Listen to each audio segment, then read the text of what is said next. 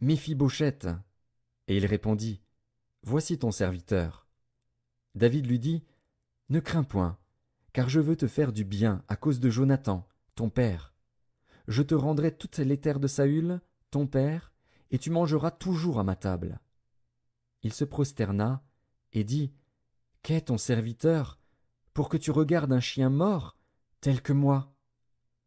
Le roi appela Tsiba, serviteur de Saül, et lui dit, Je donne au fils de ton maître tout ce qui appartenait à Saül et à toute sa maison. Tu cultiveras pour lui les terres, toi, tes fils et tes serviteurs, et tu feras les récoltes, afin que le fils de ton maître ait du pain à manger. Et Méphibosheth, fils de ton maître, mangera toujours à ma table. Or Tsiba avait 15 fils et 20 serviteurs. Il dit au roi, Ton serviteur fera tout ce que le roi mon seigneur ordonne à son serviteur. Et Méphibosheth mangea à la table de David comme l'un des fils du roi. Méphibosheth avait un jeune fils, nommé Mika, et tous ceux qui demeuraient dans la maison de Tsiba étaient serviteurs de Méphibosheth.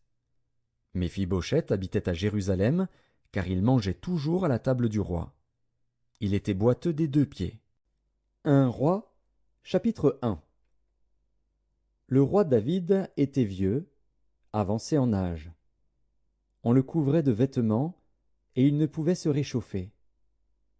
Ses serviteurs lui dirent, Que l'on cherche pour mon seigneur le roi une jeune fille vierge, qu'elle se tienne devant le roi, qu'elle le soigne, et qu'elle couche dans son sein. Et mon seigneur le roi se réchauffera.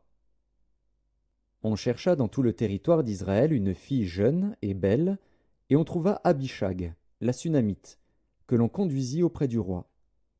Cette jeune fille était fort belle. Elle soigna le roi et le servit. Mais le roi ne la connut point. Adonija, fils de Haggith, se laissa emporter par l'orgueil jusqu'à dire « C'est moi qui serai roi !» Et il se procura un char et des cavaliers, et 50 hommes qui couraient devant lui. Son père ne lui avait de sa vie fait un reproche en lui disant « Pourquoi agis-tu ainsi ?»